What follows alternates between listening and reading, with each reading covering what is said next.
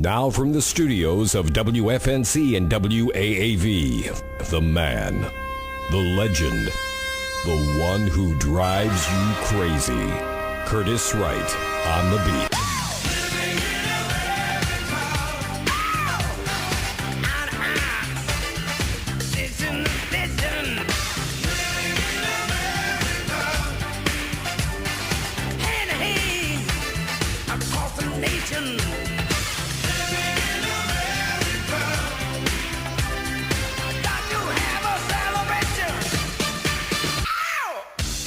Wake up, southeastern North Carolina. This is Curtis Wright on the beat. WFNC 640 AM, WAAV 980 AM. Covering more of North Carolina in the morning than any other morning talk show. It's 7:10, hour number 2. We have a very, very busy day, and we're honored that she was able to take the time with us this morning to come on, share her perspectives and thoughts about last night's State of the Union address.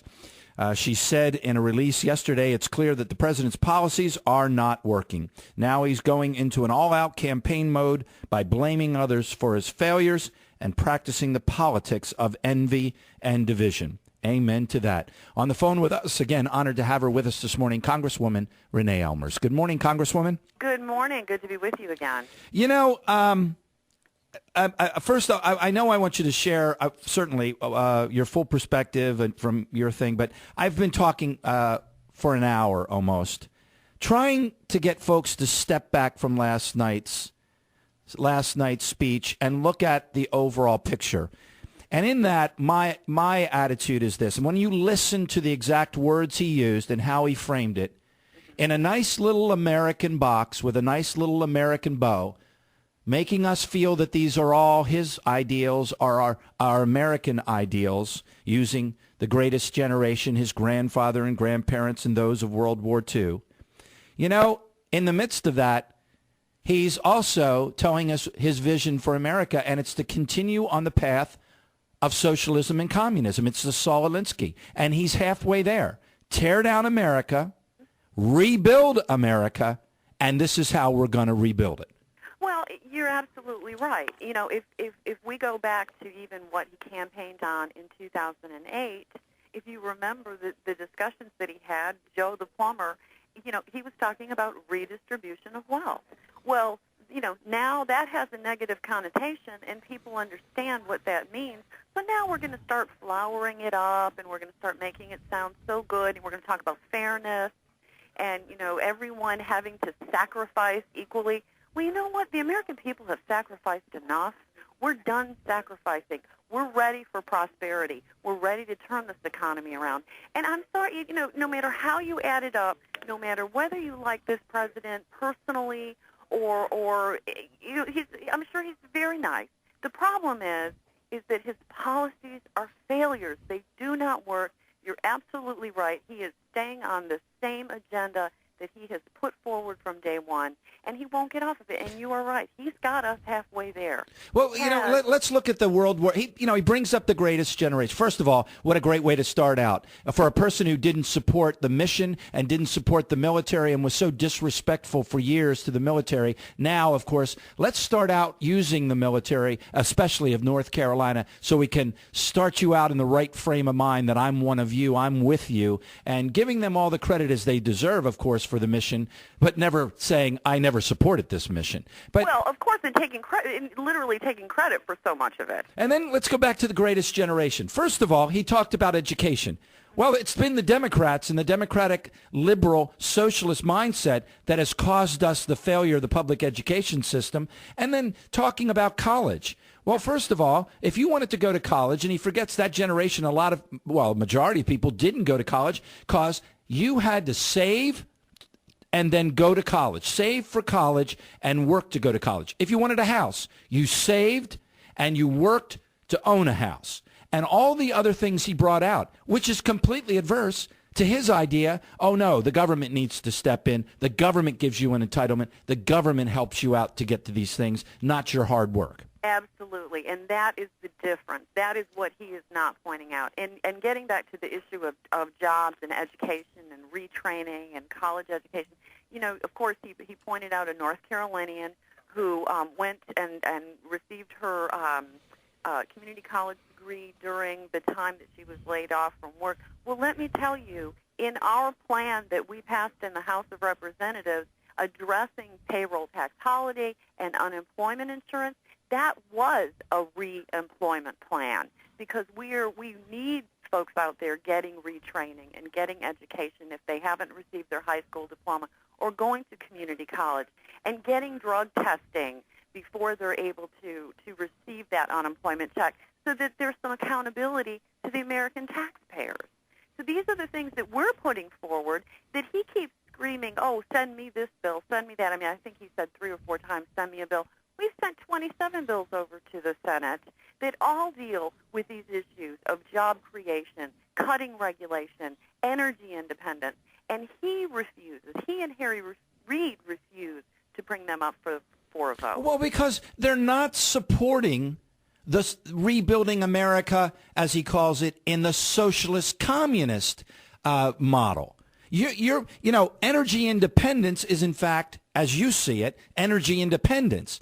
He wants, no, the government is going to decide. The government's going to direct. The government's going to pick winners and losers. The government's going to pick the technology for the future. You know, I'm preaching to the choir. You know this. Absolutely. And, you know, let's talk about what he didn't talk about last night. He didn't talk about how he said no to Keystone XL pipeline. He didn't talk about the debt that is mounting. He didn't talk about these issues, but then talked about clean energy being put on public land areas. You know, what a dog and pony show. Well, he didn't, and he didn't talk about in the last 24 hours. Brazil now, calling the president incompetent behind the scenes, has now made a deal with China. Exactly. To move forward with exploration down there. And exactly what Canada will do. Right. And it was interesting because I mentioned this morning that Canada, the head of their bank, the Bank of Canada, is saying that he doesn't believe the American economy will recover at all because of what he sees. Well, as long as we have this president, we are on a path to disparity. And until we as a country realize that we have got to change, that we can do that today.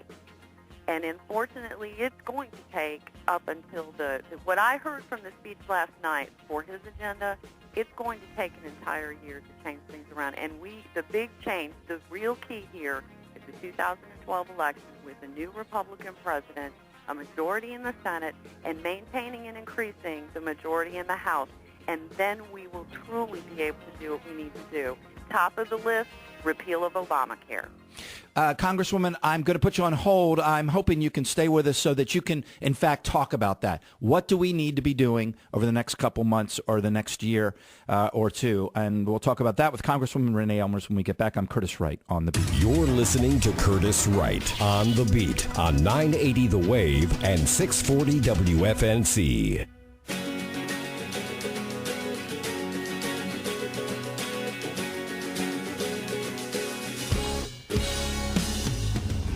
We're back live here on The Beat. I'm Curtis Wright, 722, and we're honored to have back with us, and we really appreciate her taking the time and holding through the break, Congresswoman Renee Ellmers. You know, Congresswoman, as I alluded to, and you certainly know, and I certainly know, others certainly know as the leaks come out of the Obama campaign, you know, they're going to try to get us caught up in another discussion, which is right out of Alinsky's book, of tit for tat, tit for tat. And he's going to go forward now and sell. Apparently, this is the foundation of his campaign now going forward, that there are two diametrically, very different ideas here. But his idea is still American.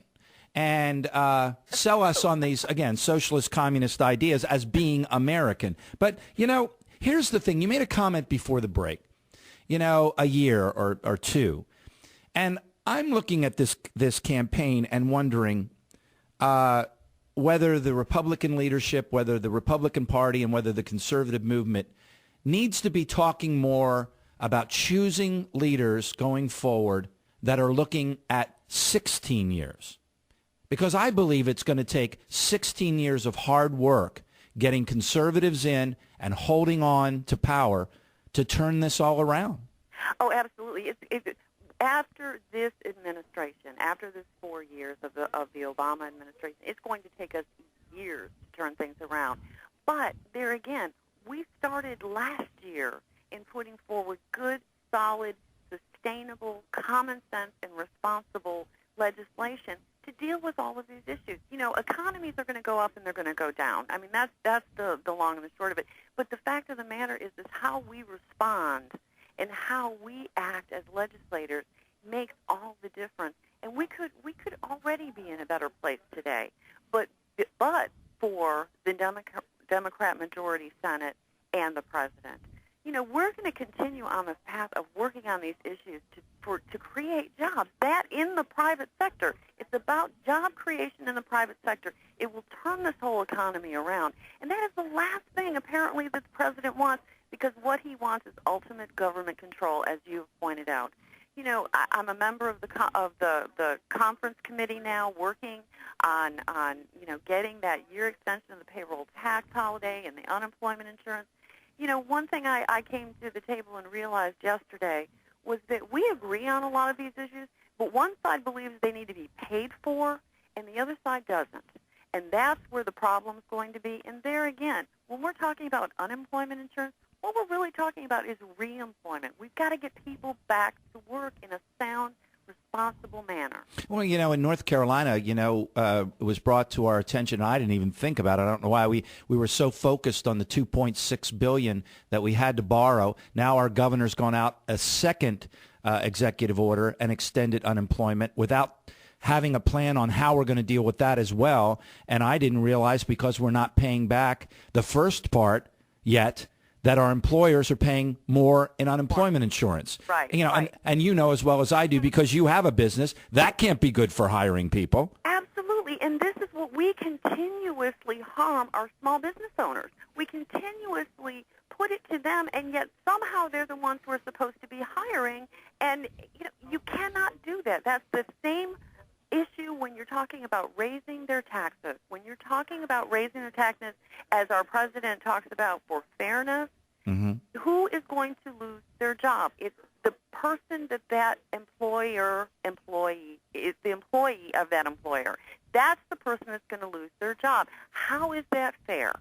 You know, I heard a report, an interview on that report, that it could take well into 2 years of the next president's term, even if we bring in all the Republican president and all, to try to really clean up a sizable amount of this mess and turn it around, because you can't turn everything on a dime. And if that's true, first of all, and only you would know that even makes it more clear to me, and it should make it more clear to the people of the United States, that we have to have decisive, bold, a courageous leadership come in, because any compromise, whatever the extent of the compromise, is only going to add to the problem. Absolutely. We have got to get in, and again, we're working on it. We're ready. We are ready. When the time comes and we're able to put it forward, we're going to be ready to turn this around. And the thing is there again, Curtis, the answer is in the private sector. If we can turn this economy around, if we can get job creators building, if we can get manufacturing back here with tax cuts and the availability for businesses to invest within themselves and hire again, we will accomplish more than we realize, and at a quicker rate.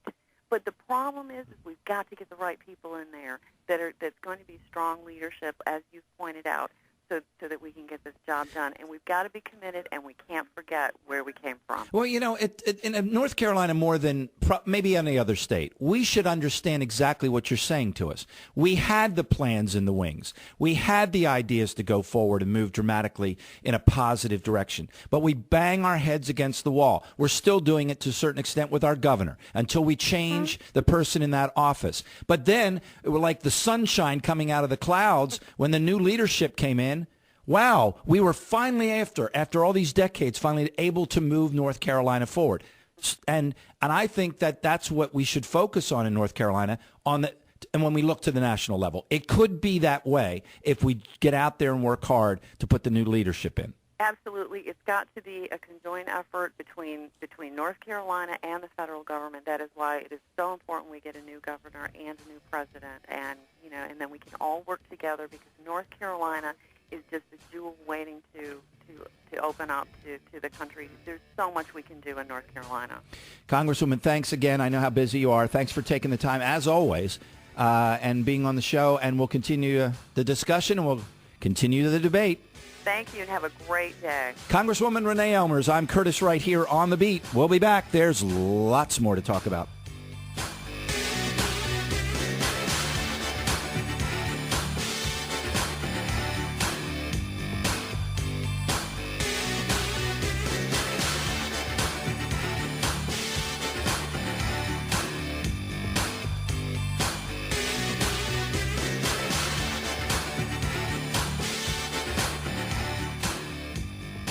We'll be back in a minute with more of Curtis Wright on The Beat on 640 WFNC and 980 The Wave.